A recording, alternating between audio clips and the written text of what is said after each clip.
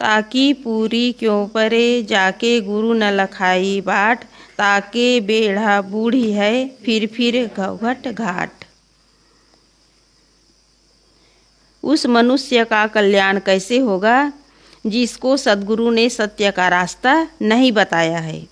जाके गुरु न लखाई बाट, उस मनुष्य का कल्याण कैसे होगा जिसको सद्गुरु ने सत्य का रास्ता नहीं बताया है।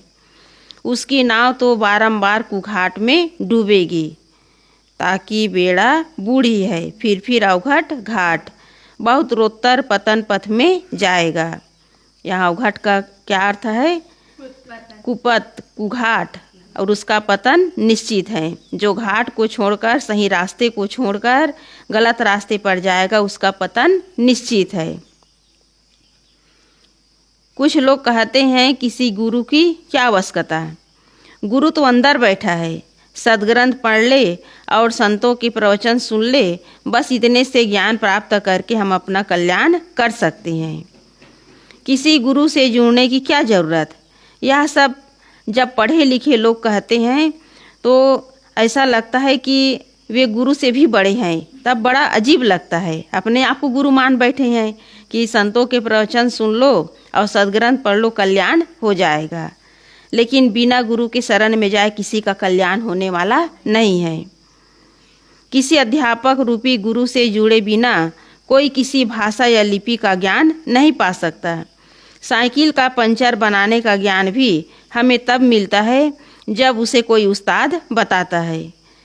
हम जिसके ग्रंथ पढ़कर ज्ञान पाते हैं वह हमारा गुरु हुआ ही। जिनके प्रवचन से हमें प्रेरणा मिलती है वह भी हमारा गुरु हुआ। यह सब तो ठीक है कि हमारे अंदर विवेक रूपी गुरु बैठा है, परंतु बाहरी गुरु के बिना विवेक का सर्वथा जग पाना बड़ा कठिन है। सबके अंदर तो विवेक और विचार है, लेकिन जगाने वाला सद्गुरु चाहिए। बिना सद्गुरु के विवेक जागृत होने वाला नहीं है। रामायण में भी कहा गया है, बिनु सत्संग विवेक न होई। बिना सत्संग के, बिना सद्गुरु के शरण में जाए किसी का विवेक जागृत नहीं होता।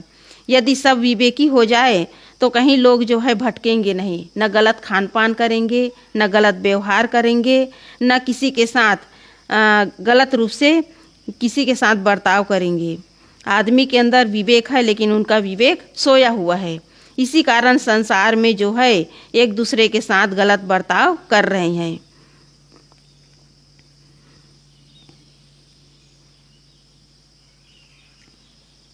यह ठीक है कि हमारे अंदर विवेक रूपी गुरु बैठा है, परंतु बाहरी गुरु के बिना विवेक का सर्वथा जग पाना बड़ा कठिन है। चकमक में आग है, परंतु बिना घिसे वह प्रकट नहीं होती। चकमक में आग प्रकट करने के लिए दोनों को घिसना पड़ता है, रगड़ना पड़ता है, तब उसमें आग प्रकट होती है। जड़ और चेतन का पृथक ज्ञान तथा स्वरूप का सच्चा बोध प्राप्त करने के लिए सत्संग और विवेक दोनों चाहिए। स्वरूप ज्ञान हो जाने के बाद उसमें ठहरने के लिए दिव्य रहनी का बल चाहिए, और यह किसी रहनी संपन्न सद्गुरु संत की उपासना से अधिक सुकर होती है। सद्गुरु विशाल देव जी ने कहा है, वैराग्यवान के संग बिन होय नहीं वैराग, सत्संग हूँ फल न मिले बिन साचा मन लाग। डॉक्टर के साथ डॉक्टरी का अभ्यास सफल होता है, वकील के साथ वकालत का, और विद्वान के साथ विद्वता का। इसी प्रकार अन्य दिशा में भी जो जिस क्षेत्र में आगे बढ़ना चाहते हैं तो वहाँ गुरु करना पड़ता है। तो यहाँ सद्गुरु कह रहे हैं कि इसी ढंग से सद्गुरु के द्वारा पद प्रदर्शन पाए बिना कोई जीवन में पूर्णता नहीं पा सकता। कोई सदग्रंथ पढ़ ले, संतों का प्रवचन सुन ले, तितने में पूर्णता नहीं आएगी। जब तक रहनी संपन्न सद्गुरु के पास जाएंगे नहीं, जब तक बोध प्राप्त नहीं होगा, तब तक किसी का उद्धार होने वाला नहीं है। बड़े बड़े महापुरुष भी संतों के शरण में गए हैं। भगवान श्री राम भी संतों के शरण में जाकर के भी अपना कल्याण किए हैं। इस तरह बड़े बड़े महापुरुष, बड़े बड़े जो विद्वान हुए हैं, वे भी संतों के शरण में गए हैं। लेकिन अहंकारी व्यक्ति यही कहते हैं कि हम सदग्रंथ पढ़ लेंगे, हमारा उद्धार हो जाएगा। सदग्रंथ में कल्याणकारी बातें तो हैं, लेकिन उससे यथार्थ बोध नहीं होगा। जब तक हम संतों के शरण में जाएंगे नहीं, वाणी को अपने जीवन में आचरण नहीं करेंगे, यथार्थ बोध नहीं होगा, तब तक उद्धार होने वाला नहीं है। भौतिक क्षेत्र में कोई आदमी यदि आगे बढ़ना चाहता है तो उसे भी गुरु करना पड़ता है, चाहे आर्थिक क्षेत्र हो, राजनीतिक क्षेत्र हो या सामाजिक क्षेत्र हो। बिना बड़े अपने से आदर्शवान पुरुष से जुड़े बिना किसी का जीवन सफल होने वाला नहीं है। पूरी पढ़ना एवं जीवन में पूर्णता होना क्या है? वस्तुतः बुद्धि और हृदय को संतोष मिलना ही पूर्णता पाना है। बुद्धि को तब संतोष मिलता है जब अंधविश्वास, चमत्कार तथा अनर्गल बातों से हटकर कारण कार्य व्यवस्था, विश्व के शाश्वत नियमों तथा प्रकृति के गुणधर्मों का यथार्थ बोध होता है। यहाँ पूर्णता होने का मतलब है कि सारे अंधविश्वास से, सारे चमत्कारिक तथा जो अनर्गल बातें हैं उससे हटकर यथार्थ बातों को समझना, कारण कार्य की व्यवस्था और विश्व के शाश्वत नियमों तथा प्रकृति के गुण धर्मों को समझना, यह है यथार्थ बोध। लेकिन लोग जो है अंधविश्वास में पड़े हुए हैं। ऐसी अवस्था आ जाने पर मनुष्य किसी भी बुद्धि विरोधी बात में नहीं उलझता। जिसे यथार्थ बोध हो जाता है वो कहीं भी अंधविश्वास में, चमत्कार में नहीं उलझता। वह चाहे किसी धर्मशास्त्र की हो या जनश्रुति की हो, कहीं की भी हो, जिसे यथार्थ बोध हो जाता है वो कहीं भी उलझता नहीं है। संसार में सब कुछ नियमतः ही होता है। संसार में जो कुछ भी हो रहा है वो नियम के तहत ही हो रहा है। इसे चलाने वाला कोई ईश्वर या परमात्मा नहीं है। वह समझता है कि कोई प्राणधारी सूरज को नहीं निगल सकता। जिसके अंदर विवेक है, जो यथार्थ जिसे बोध हो गया है, वो इस बात को नहीं मान सकता कि कोई व्यक्ति सूरज को निगल सकता है। और यही बात धर्मशास्त्रों में कही गई है कि हनुमान जी सूरज को निगल लिए। लेकिन सूरज जो है आग का दहकता गोला है, उसे कोई निगल नहीं सकता, उसके नज़दीक भी नहीं जा सकते। लेकिन ये बातें धर्म ग्रंथों में लिखी गई है। किसी एक स्त्री को एक साथ हजारों बच्चे पैदा कैसे हो सकते हैं? और कोई साधु महात्मा नामधारी मुर्दे को कैसे जिला सकता है? और यही बातें जो है धार्मिक लोग बड़े शान से बताते हैं कि राजा सगर की पत्नी सुमति के गर्भ से 60,000 बच्चे पैदा हो गए। तो ये सारी बातें जो है चमत्कारिक हैं। और ऐसा कोई साधु, ऐसा कोई तपस्वी, ऐसा कोई त्यागी नहीं जो मुर्दे को जिंदा कर सके। वह वर तथा श्राप को झूठाइयों को समझ लेता है। वह वर तथा श्राप की झूठाइयों को समझ लेता है।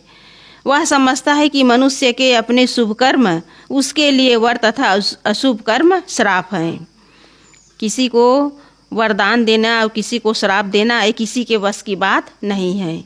आदमी यदि शुभ कर्म करता है तो उसके लिए वही शुभ कर्म वरदान है, और यदि गलत कर्म करता है तो वही उसके लिए अभिशाप है। वह तर्कहीन तथा युक्ति विरुद्ध तथा विश्व के नियमों के विरुद्ध बातों को नहीं मानता, भले ही वह धर्म, भगवान, देवी देवता तथा महात्मा से जुड़ी हो। जो विवेकी होगा वो इन अनर्गल बातों को नहीं मानता है, चाहे वह धर्म ग्रंथ में लिखा हो या भगवान या देवी देवता के नाम से बताई गई हो, वो उस बातों को नहीं मानता। जड़ और चेतन का ठीक ज्ञान हो जाने पर मनुष्य को पूर्ण बौद्धिक संतोष मिल जाता है। जब अपनी आत्मा के अलावा कहीं कोई दिव्य शक्ति खोजने की बात नहीं रहती, तब आदमी जो है बौद्धिक रूप से पूर्ण संतोष हो जाता है, उसे कहीं भटकना नहीं पड़ता। दूसरा है हार्दिक संतोष, हृदय को संतोष। यह तब प्राप्त होगा जब जीवन पवित्र एवं दिव्य रहने से संपन्न हो जाता है। काम, क्रोध, लोभ, मोह, राग, द्वेष, छल, कपट तथा मन की सारी मलिनताएं जब समाप्त हो जाती है तब मन आनंद से परिपूर्ण हो जाता है। सारतः स्वरूप ज्ञान से बौद्धिक संतोष और स्वरूप स्थिति से हार्दिक संतोष होते हैं। परंतु यह सब रहनी एवं बोध संपन्न सद्गुरु के पद प्रदर्शन से ही संभव है। जिसने सच्चे सद्गुरु द्वारा अपना पद प्रदर्शन नहीं पाया, उसकी नाव कुघाट में डूबती है। कुघाट में अवघट में डूबना क्या है। भूत प्रेत देवी देवता मंत्र तंत्र ग्रह लगन जादू टोना चमत्कार काम क्रोध लोभ मोह राग द्वेष विषय वासना आदि में उलझ जाना ही नाव का कुघाट में डूबना है। सच्चे सद्गुरु की भक्ति एवं ज्ञान से वंचित व्यक्ति नाना संदेहों भ्रमों तथा मानसिक सागर में बारंबार डूबता रहता है। अबोधी तथा गुरु विमुख व्यक्ति को संसार में डूबना ही है। जो गुरु से विमुख है उनका इस भवसागर में डूबना निश्चित है, क्योंकि उसे रास्ता बताने वाला कोई है ही नहीं और डुबाने वाले हैं भूत प्रेत तंत्र मंत्र और अनेक प्रकार की चमत्कारिक बातों में और डुबाने वाले हैं। किसी को यदि बीमारी हो गई तो लोग देवी देवता और मंत्र तंत्र जादू टोना इसी में विश्वास करते हैं, उसी के पास जाते हैं। तो वहाँ जाते हैं तो लोग जो है उन्हें और भ्रमा देते हैं, वहाँ सही रास्ता नहीं बताते। इस तरह एक और तो लोग जो है गलत मान्यताओं में डूबे हुए हैं और दूसरी तरफ मानसिक विकारों में। तो इस तरह अब लोग जो है अपना जो समय है उसे व्यर्थ में गंवा रहे हैं। तो इस तरह जो गलत मान्यताओं में और गलत विकारों में जिसका मन उलझा हुआ है उसका इस भवसागर में डूबना निश्चित है।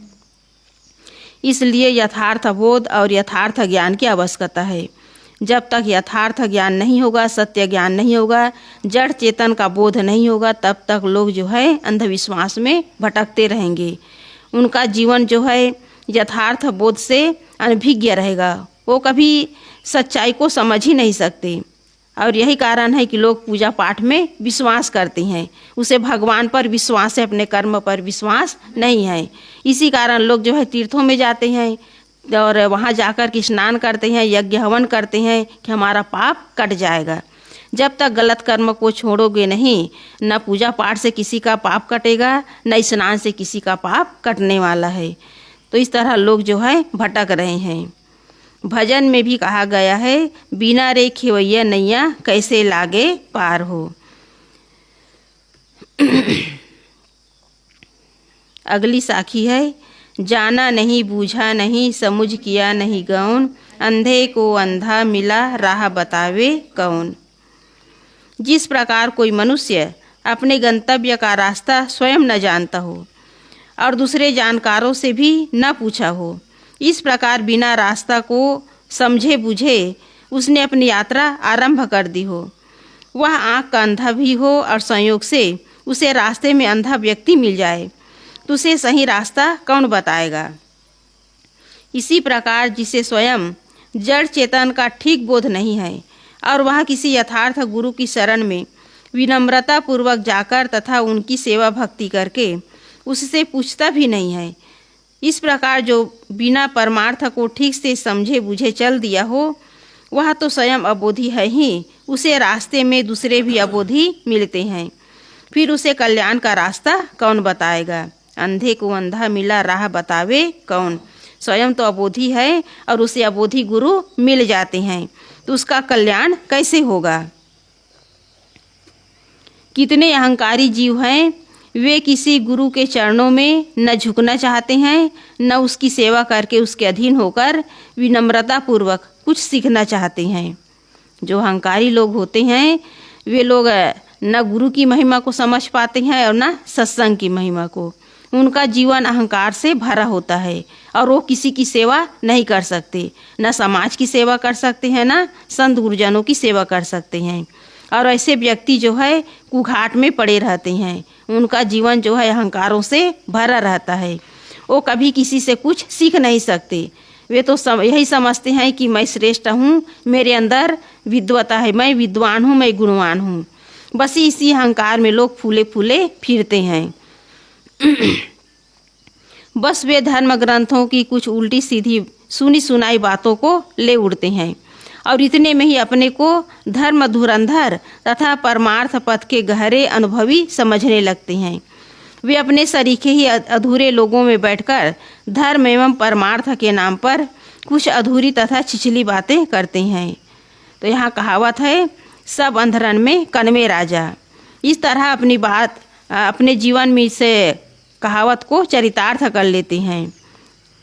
जहाँ सब अंधे हों और राजा भी कनवे हों, तो वहाँ किसी को यथार्थ बोध कैसे होगा, किसी को सही रास्ता कौन सुझाएगा। तो यहाँ सब केवल भटकने के लिए हैं। कहा भी गया कि संसार के अधिकांश लोग भेड़िया धसान हैं, बता दिए बस उसी रास्ते पर चल रहे हैं, विवेक और विचार नहीं कर पा रहे हैं। ऐसे ही धर्म धुरंधर लोग जो हैं लोगों को उलझा करके रख देते हैं कि पूजा पाठ कर लो, जल चढ़ा दो, तुम्हारा कल्याण हो जाएगा, और लोग आंख मूंद करके मान लेते हैं। कुछ परमार्थ पथ के पथिक विनम्र एवं सच्चे दिल के होते हैं, परंतु वे धर्म के नाम पर केवल अंधश्रद्धा के पुजारी होते हैं। कुछ लोग विनम्र होते हैं, सच्चे दिल के होते हैं, लेकिन वे भी धर्म के नाम पर केवल मूर्ति पूजा में ही लगे रहते हैं। उन्हें भी यथार्थ बोध नहीं होता। वे पोथी परंपरा, गुरुजन तथा समाज आदि की लकीरों से हटकर स्वतंत्र छानबीन करना नहीं चाहते। वे अपने को स्वतंत्र विवेक का आदर नहीं करना चाहते। पोथी परंपरा और गुरु सब आदरणीय हैं, परंतु अपने विवेक का भी तो आदर करना चाहिए। धर्म ग्रंथों में, परंपराओं में और अन्य गुरु जो हैं बता रहे हैं, लेकिन उस पर भी विवेक करना चाहिए। कबीर साहब जी ने कहा है, सुनिए सबकी निबेरिए अपनी। वहाँ विवेक करने की आवश्यकता है। धर्म ग्रंथों में जो बात बताई गई है वो कल्याणकारी है कि अकल्याणकारी है, इस पर विवेक और विचार करना चाहिए। हमारे पूर्वज जो परंपरा चला दिए हैं उस पर विवेक करना चाहिए। कितने लोग जो हैं परंपरा की बातों में पड़े हुए हैं, परंपरा में जो बात बताई गई है उसको लोग छोड़ नहीं पा रहे हैं। पूजा पाठ के नाम पर निरीह पशुओं की हत्या करना, लोग कहते हैं कि हमारे परंपरा से चली आ रही है, लेकिन उस परंपरा को लोग तोड़ना नहीं चाहते, क्योंकि उनके अंदर भय है। इस परंपरा को तोड़ देंगे, इस तरह पूजा पाठ नहीं करेंगे, जीवों की हत्या नहीं करेंगे, तो हमारा भगवान जो है रूठ जाएगा, कुपित हो जाएगा। तो यहाँ विवेक करने की आवश्यकता है। क्यों, कैसे, कौन, कहाँ, क्या आदि तर्क के बिना किसी भी सत्य का बोध नहीं हो सकता। तर्क उन्माद पूर्वक नहीं, किंतु विवेक पूर्वक होना चाहिए। श्रद्धा और बुद्धि दोनों का समन्वय होना चाहिए। उन गुरुओं तथा संतों से सत्य का बोध नहीं हो सकता जो सदाचारी तथा विद्वान भले हो, परंतु जिन्होंने श्रद्धा के नाम पर अपनी आँखों में पट्टी बांध ली हो। अभी भी लोग जो है अंधश्रद्धा में पड़े हुए हैं। उनके गुरु महाराज जेल में सड़ रहे हैं और कह रहे हैं कि हमारे गुरु महाराज लीला कर रहे हैं। तो ऐसी लीला भी होती है जेल के अंदर। तो ऐसे ऐसे लोग जो है अंधश्रद्धा में पड़े हुए हैं, उनके अंदर विवेक ही नहीं है। तो इस प्रकार लोग जो है श्रद्धा के नाम पर अंधश्रद्धा में पड़े हुए हैं, आँखों में पट्टी बांध लिए हैं। जो गुरु शास्त्रों की दुहाई तथा केवल शब्द प्रमाण पर अपनी मान्यताओं को शिष्यों एवं श्रोताओं पर लादना चाहता है, उससे सत्य का मोती नहीं मिलता। जिन्होंने श्रद्धा के नाम पर स्वयं अपनी आंखें बंद कर रखी हैं, वे दूसरों की आंखों पर प्रकाश नहीं बन सकते। अतएव जिज्ञासु को श्रद्धा एवं विवेक पूर्वक सत्य का खोजी होना चाहिए। सदगुरु कबीर साहब जी ऐसे ही सत्य को नहीं पाए, वो भी खोज किए हैं। वो संसार की असारता में और संसार के इस धन दौलत में संतोष को खोजे, संसार की असारता में सत्य को, अपनी आत्मा को खोजने का प्रयास किए, तब उसे सत्य मिला है। वो भी भटके हैं, पूजा पाठ और अनेक प्रकार के मत पंथ में वो भी घूमे हैं, और जहाँ जहाँ सार मिला, सत्य मिला, उसको ग्रहण किए हैं और असार को छोड़ दिए। सदगुरु कबीर साहब जी ने कहा कि साधु ऐसा चाहिए, जैसा शुभ सुहाए, सार सार को गही रहे, थोथा दे उड़ाए। तब सत्य का मोती मिलता है। कहीं भटकने से, अंधविश्वास में लगने से किसी को सत्य मिलने वाला नहीं है। और सत्य का बोध तभी होगा जब वैराग्यवान और बोधवान सदगुरु के शरण में जाएंगे, तब उस सत्य का मोती मिलेगा। और उस सत्य के मोती को प्राप्त करके मनुष्य का जो बाहर भटकना है वो बंद होगा। तो इस प्रकार लोगों के अंदर अंधविश्वास और अंधश्रद्धा की पट्टी बंधी हुई है। जब तक उस पट्टी को खोलेंगे नहीं, तब तक अंदर ज्ञान का प्रकाश